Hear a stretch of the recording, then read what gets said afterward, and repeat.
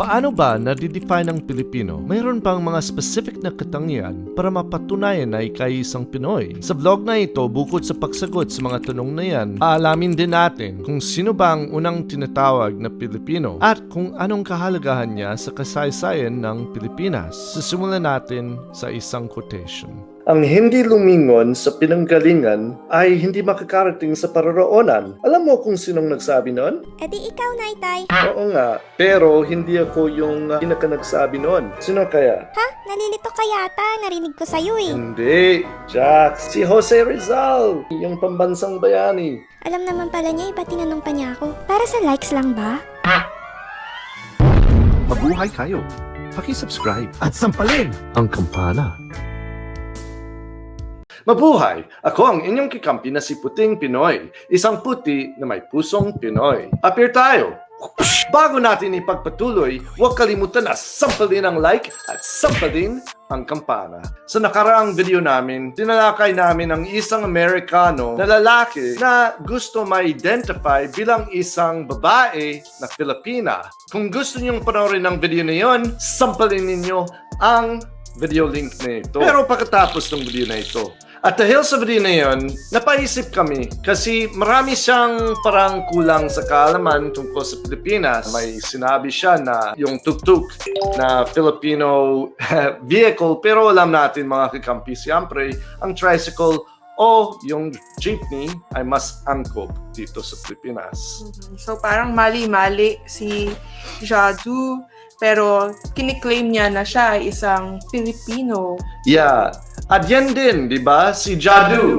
Hindi man yan pang Pinoy na pangalan. So, nagulat kami kasi marami kayo na nagsasabi na okay lang sa inyo na tanggapin siya bilang isang Pinoy. Pero madami din ang nag-agree na dapat Alam niya yung kasaysayan at yung mga bagay-bagay tungkol sa Pilipinas, ang kultura nito, at sana yung wika nito.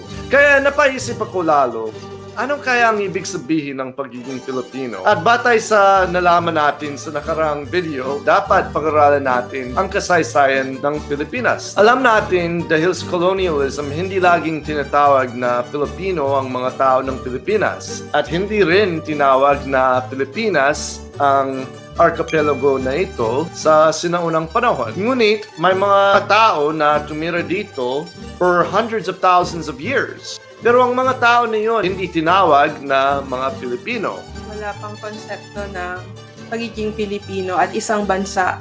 Mhm. Kaya hindi nila nakita na necessary na magkaroon ng collective term to identify the Filipinos living in the country. Diba? Like noon, that was mga iba't ibang kahari-kaharian. Pero nang dumating yung mga Spanish dito, nakaroon ng isang sangkop ng Spain at ipinangalan nila na Philippines dahil kay King Felipe ng Spain. So sino kaya ang unang tinawag na Pilipino? A. Jose Rizal. B. Lapu-Lapu. C. Luis Rodriguez Varela. O D. Jadu. So kung sinabi nyo si Jose Rizal, Kayo ay... mali. Ayon sa mga historians, ang tamang sagot ay si Jadu. Puti ang ina niya mga Kakampi, pero lang yan. Ang pinakaunang Filipino ay kilala bilang El Conde Filipino. Yan si Luis Rodriguez Varela. Varela. Did I say Varela? Okay. At yan ay si Luis Rodriguez Varela. Pero sino kaya ito? At bakit siya ang iginagalang bilang unang Pilipino? 66 years bago man ipinanganak si Jose Rizal, El Conde Filipino held concepts that were radically progressive for the time. Kung tutuusin, na-inspire si Jose Rizal at yung mga iba pa kay El Conde Filipino. For further details, panoorin na natin yung video ni Kirby Araulio, isang Pinoy historian at YouTuber, at sa palagay ko mga kakampi, he is greatly underrated. Kaya sampalin ninyo ang subscribe sa channel niya at panoorin niyo ang mga videos niya. Sobrang galing niya. Luis Rodriguez Varela was the first ever person to proudly and officially name himself a Filipino on paper, defying colonial limitations and exclusive definitions of the term. So maganda yan, di ba? Kasi noon pala ito ay sobrang exclusive, di ba? Yung mga colonizers na ipinanganak dito sa Pilipinas. Si Luis, parang nakaroon siya ng mas malawak na pangunawa kung anong dapat maging Filipino or yung kahulugan ng pagiging... Sino ang dapat maging Filipino. Oo, tama. Kasi kahit yung mga mestizo at mestiza noon ay hindi pwedeng maging Filipino. Yeah. Sa mga mata ng mga nanakop, di ba?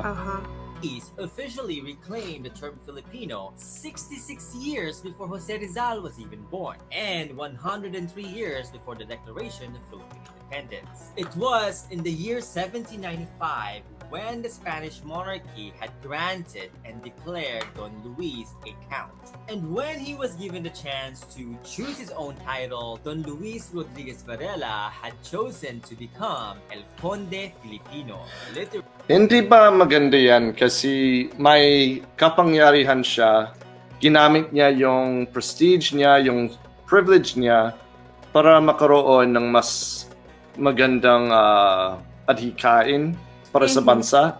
This was very shortly after American independence, at yung US independence significant yan kasi yan yung isa sa mga pinakaunang free countries. And parang siya mismo, ganyan din ang gusto niya, yung equality. Kailangan ko lang sabihin, yung tunog ng El Conde Filipino, parang tunog vampira.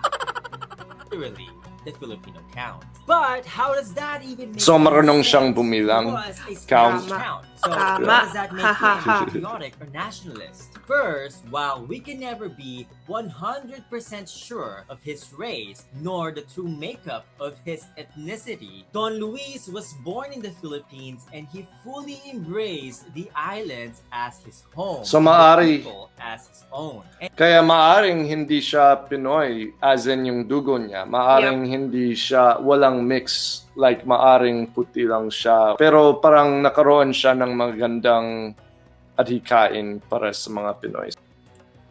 And he did this through words and actions. He was one of those who had the privilege of studying in France during the age of the Enlightenment.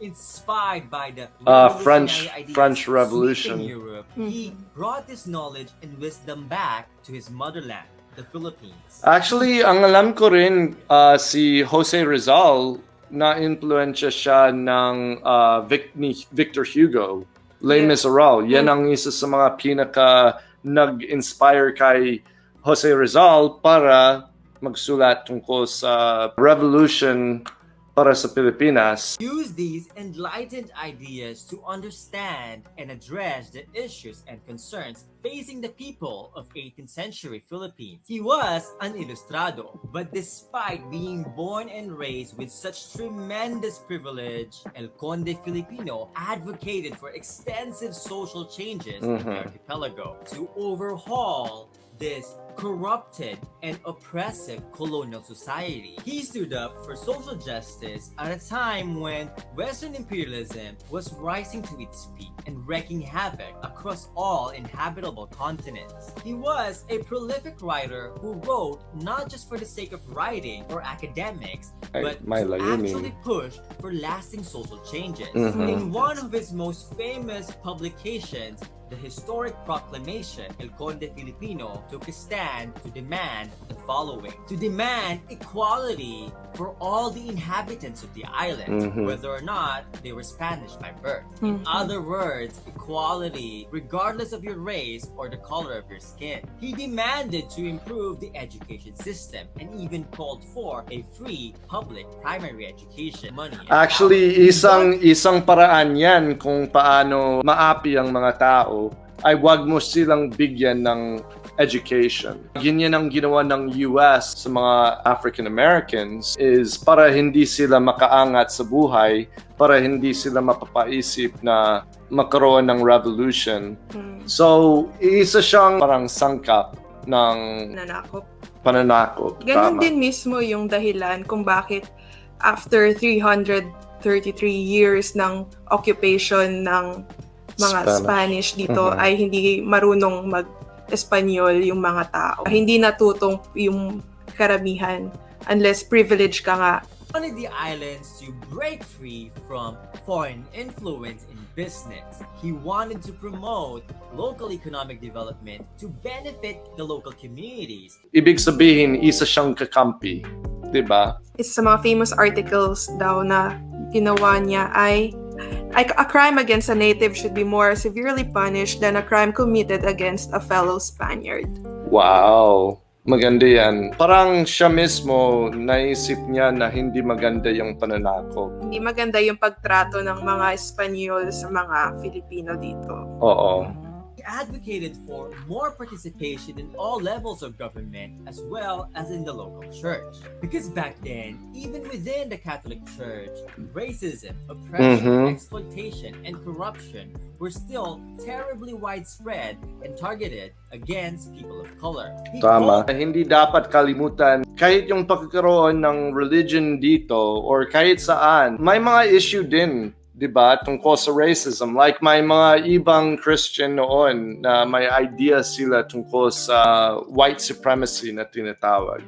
Yung isa sa mga justifications ng mga colonizers noon ay, para may pairal natin ang ebanghelyo sa mga iba pang bansa.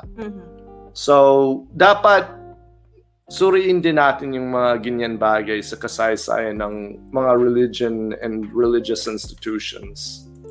called for changes within the criminal justice system so that it would be fair for brown people instead of always protecting white supremacy. But on the 18th of February 1823, Don Luis Rodriguez Varela, along with his group who called themselves Sons of the Nation, were deported for defying colonial power. Wow. They were exiled and banished from the Philippines for demanding social justice for the people of the island. Grabe, no? Like, ang gusto niya ay magandang hangarin tapos palalayasin pa rin.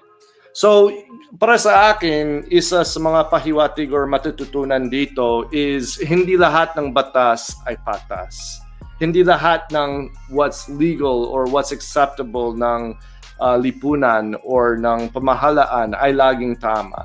Maaring nakikamali, di ba? Kaya nakaroon ng universal basic human rights, di ba? Pagkatapos ng World War II is para matukoy kung ano bang mga pinakakarapatan ng lahat ng mga tao no matter what.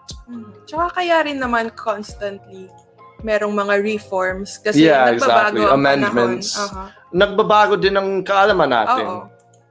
El Conde Filipino, along with his fellow sons of the nation, were amongst the very first in a long line of Filipinos who were fighting for economic, political, and social justice. Wow. The islands we now call the Philippines. He was They so laid progressive. The foundation for a nationalist movement that would later be taken up by the likes of Jose Rizal, Pusa, and the revolutionary Katipunan. So, ibig sabihin, kung wala si El Conde Filipino, wala rin si Jose Rizal. Napaka laki pala ng role na ginampanan niya para ma-inspire ang ibang tao na to stand up para sa bansa.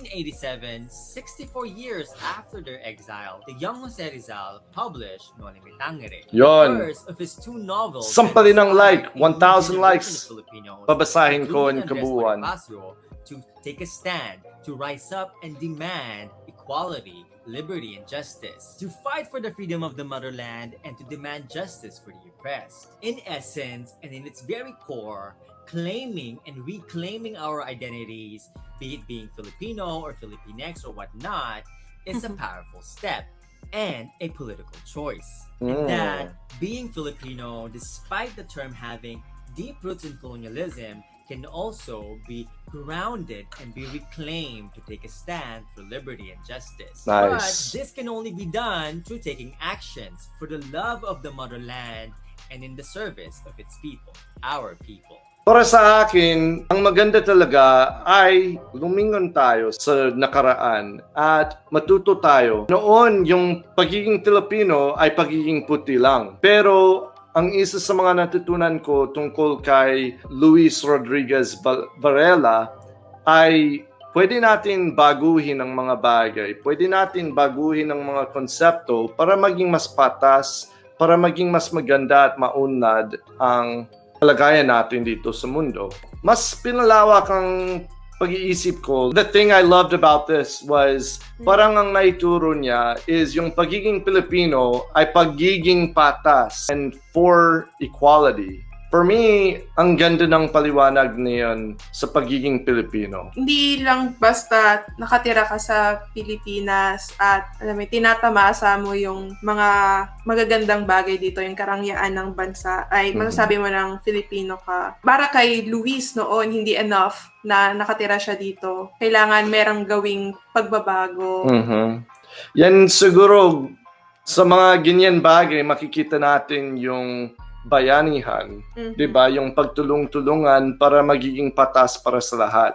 Given this definition of what it is to be Filipino, I believe is what all humanity should strive for. And that's truly something we can be proud of. Well, mga Kakampi, maraming salamat andito kayo at maraming salamat sa mga channel members na si Nurse Candy, si Shira Joy Casamayor at si Charilyn Gunda. Hanggang sa susunod mga Kakampi, apir tayo!